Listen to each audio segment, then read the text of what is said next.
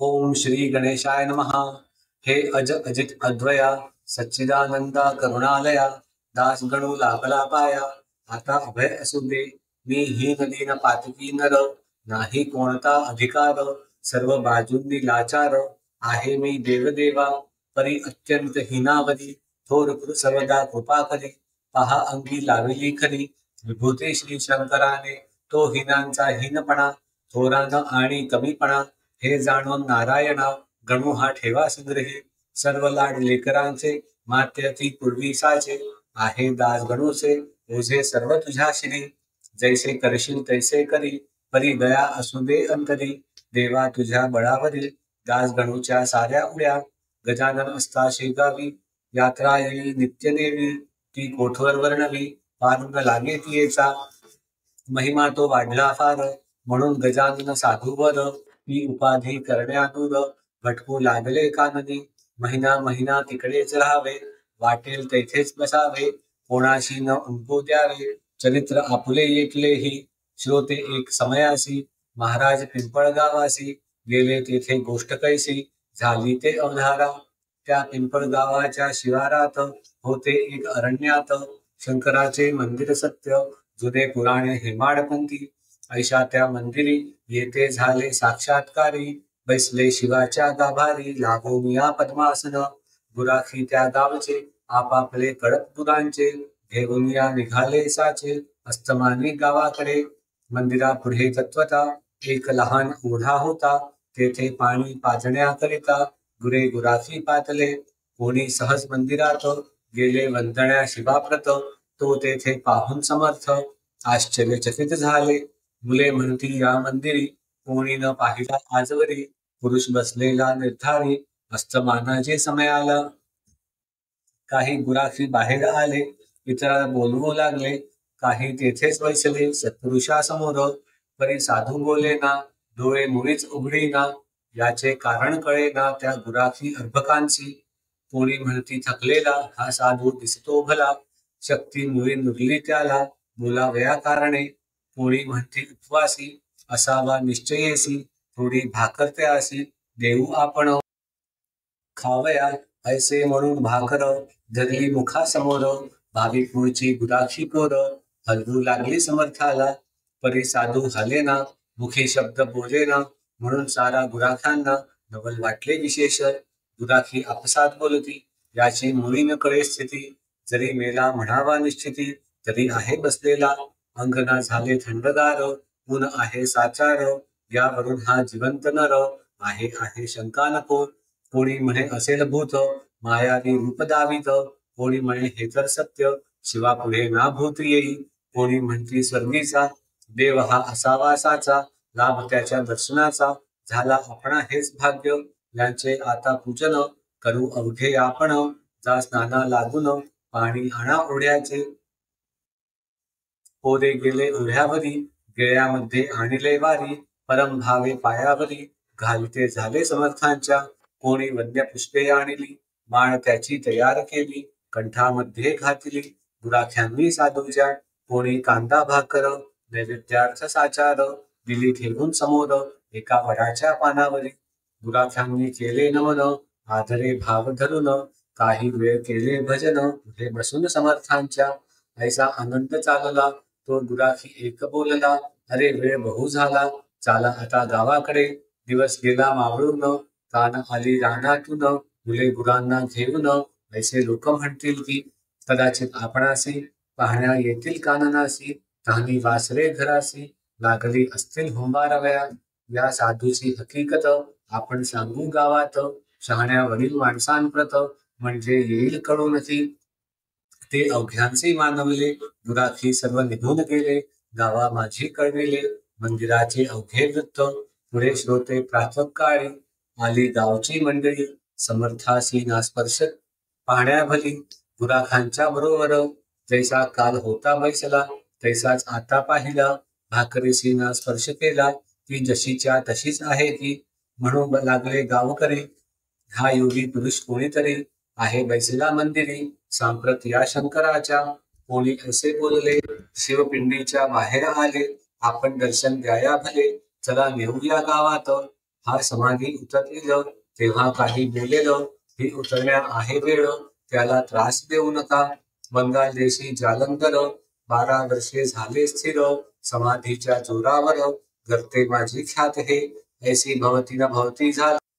एक पालखी आणविली, त्यात उचलून ठेविली समर्थांची मूर्ती पहा. ग्रामातील नारी नर अवघे होते बरोबर, पुढे वाजंत्र्यांचा गजर होत होता विबुध हो. मधून मधून तुळशी फुले पौर टाकीती भले, समर्थांचे अंग झाले गुलालाने लाली लाल. घंटा घड्याळे वाजती, लोक अवघे भजन करीती, जय जय योगीराज मूर्ती. ऐसे उंच स्वराने मिरवणूक आली गावात, मारुतीच्या मंदिरात बसविले आणून सद्गुरुनाथ. एका भव्य पाटावरी तोही दिवस तैसाच गेला. मग लोकांनी विचार केला, आपण करू स्तवनाला, पाशी बसून यांच्या पुढे. ऐसा जो ते विचार करीत, तो आले देहावरती, श्री गजानन सद्गुरुमूर्ती मुकुटमणी योग्यांची. मग काय विचारता, आनंद झाला समजता. प्रत्येक स्त्री पुरुष ठेवी माथा, स्वामींची या चरणांवरी. नैवेद्याची धूम झाली, ज्याने त्याने आणली, पात्रे ती वाढून भली मारुतीच्या मंदिरात. त्या अवघ्यांचा स्वीकार समर्थे केला थोडाफार, हाळोपाळीत साचार. ही वार्ता श्रुत झाली. पुढे दुसऱ्या मंगळवारी पिंपळगावचे गावकरी आले बाजारा निर्धारी, शेगावा कारणे. ते शेगावच्या लोकांशी सहज बोलले प्रेमेसी. आमच्याही गावासी आला एक अवल्या, अवल्या थोर अधिकारी. प्रत्यक्ष आहे श्रीहरी, धन्य पिंपळगाव नगरी. पाय लागले साधूचे, आम्ही त्या योगीवरा. कोठे न जाऊ देऊ खरा, विधी चालत आला घरा. त्यात कोण दौडी हो, शेगावचे बाजारात. जिकडे तिकडे हीच मात, बंकटलाला झाले सुत. वर्तमान ते अवलियाचे, बंकटलाल पत्नी सहित गेला पिंपळ गावात. समर्थांशी जोडून हात, निघू लागला नानापदी. आत्ता येतो म्हणून निघून गेलात आपण, त्यास झाले 15 दिन. याचा विचार करा हो, गुरुराया तुम्हाविण. भणभणीत दिससे सदन, शेगावचे अवघे जन चिंतातूर झाले हो.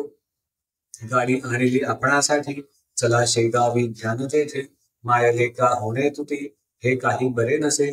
कित्येक दयाळा आपुले भक्त, राहिले असती उपोषित.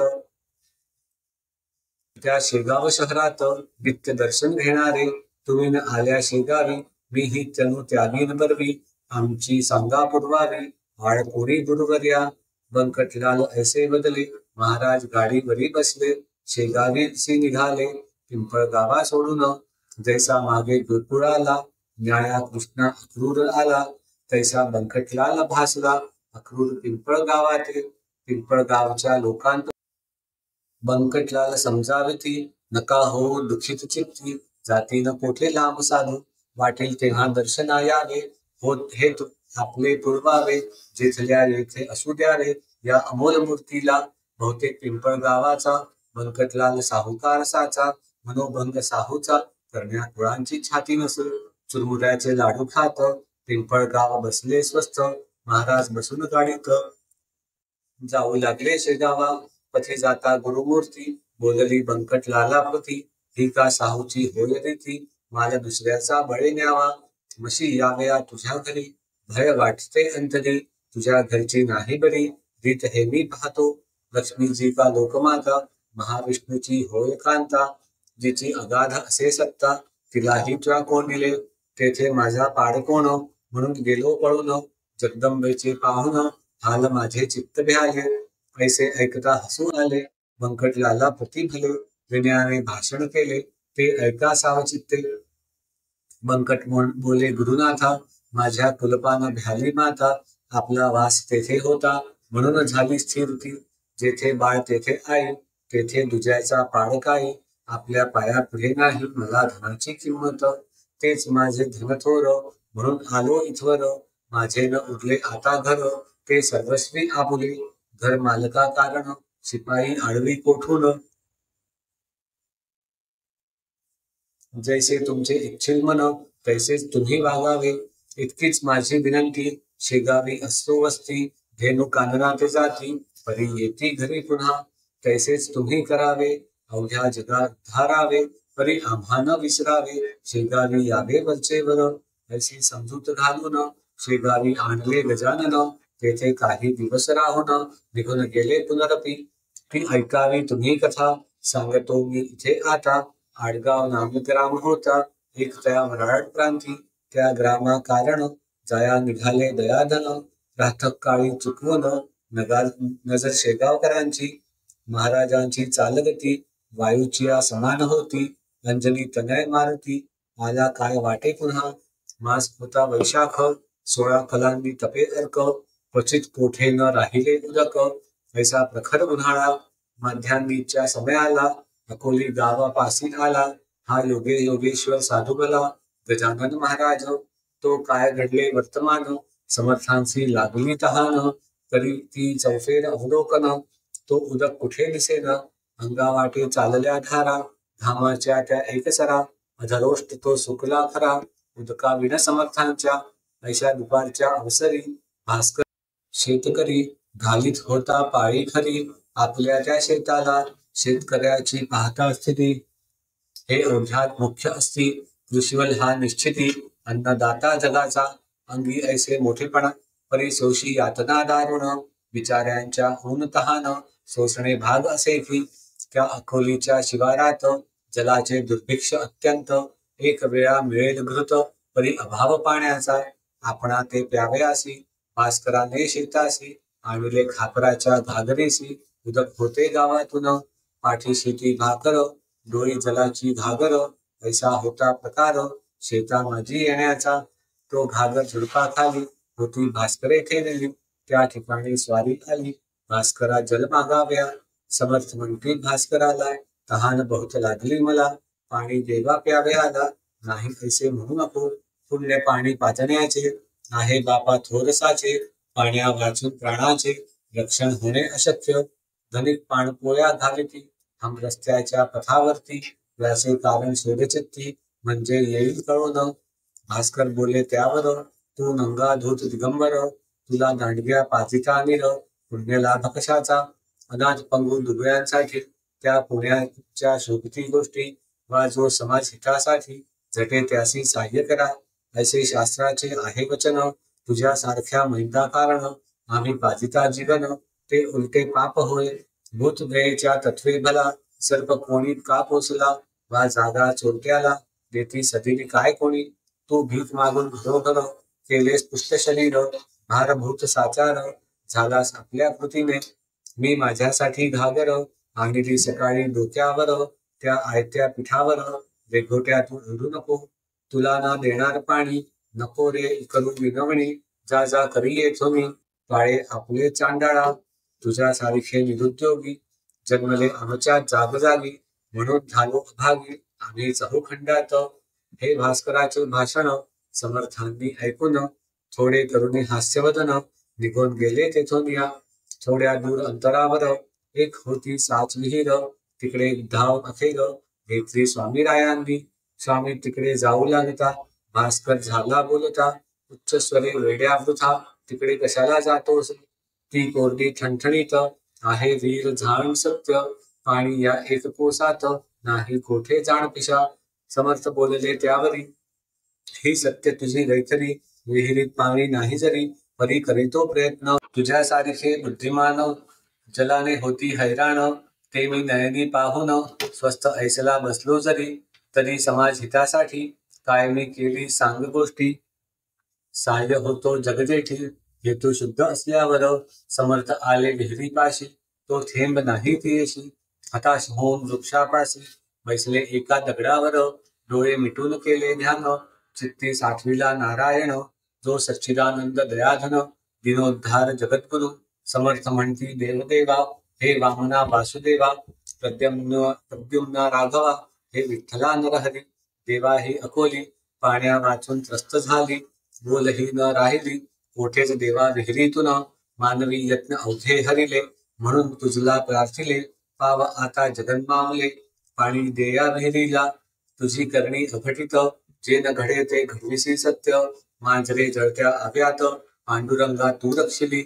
प्रल्हाद भक्त करण्या खरा, स्तंभी प्रगटलास जगदोद्धारा.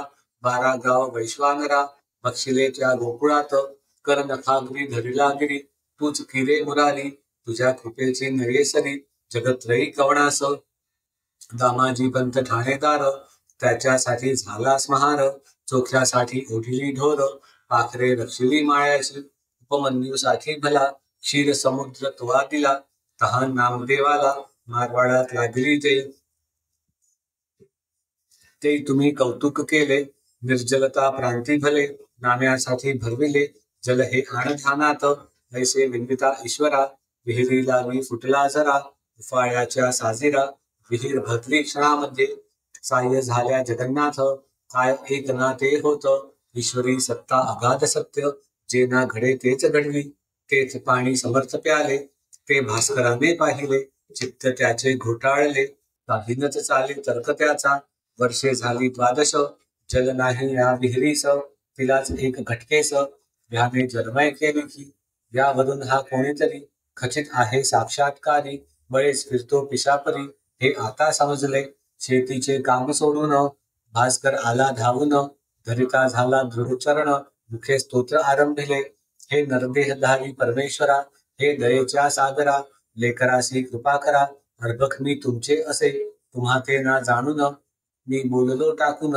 आता पस्तावा झाला पूर्ण क्षमा त्याची करा हो टाकून बोलता गवळणी रागावलना चक्रपाणी दयाळा बाह्य वेशांनी तुझ्या मजला ठकविले त्याचे तूच निरसन केले चमत्कार दाखवून भगवंतांचे देवपण कृतीनेच कळले की तैसा तुझा अधिकार केवढा तरी आहे थोर ते कळले साचार या जलाच्या कृतीने काही असो सद्गुरुनाथा मी नसोई तुम्हा आता लेकराने भेटता माये कोठे न राहावे की खोटी ही प्रपंच माया आले आज कळून या आता परते न लोटाया दिना अर्भका कारणे भास्करासी समर्थ म्हणती ऐसा न होई दुखित चित्ती आता घागर डोक्यावरती गावातून आणू नको तुझ्यासाठी हे जीवन विहिरीत केले निर्माण आता कशाची मुरली वाण मग का प्रपंच टाकीशी पाणी आले तुझ्याकरिता बगीचा तो लाव आता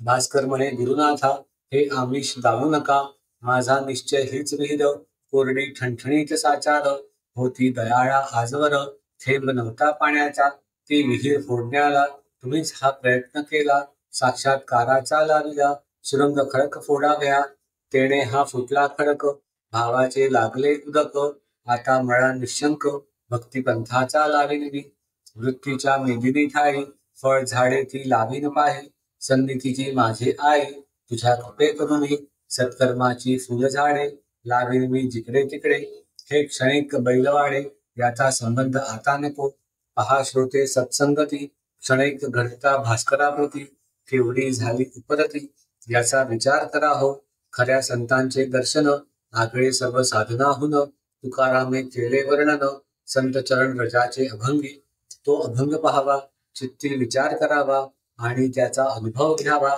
निज हिताकारणे पाणी लागले विहिरीस ही वार्ता आसपास पसरता जन दर्शनास धावू लागले स्वामींच्या मधुच्या लागता सुगावा जैसा मक्षिका घेती धावा वा साखरेचा पाहून रवा मुंग्या येती धावून तैसे श्रोते तेथ झाले लोके अपार मिळाले विहिरीचे पाणी पाहिले पिऊन त्यांनी ते धवा उदक निर्मळ शीत मधुर गोड अमृताहून फार करू लागले जय जयकार गजाननाचा लोक सारे असो पुढे भास्करासहित अडगावासी न जाता परत महाराज आले शेगावात श्री गजानन सिद्धयोगी स्वस्ती श्री दासगणू विरचित हा श्री गजानन विजय नामे ग्रंथ हो जगासी आदर्शभूत संत महिमा जाणावया शिवम भवतु श्री हरिहरार्पणमस्तु इति श्री गजानन विजय ग्रंथस्य पंचमोऽध्यायः समाप्तः।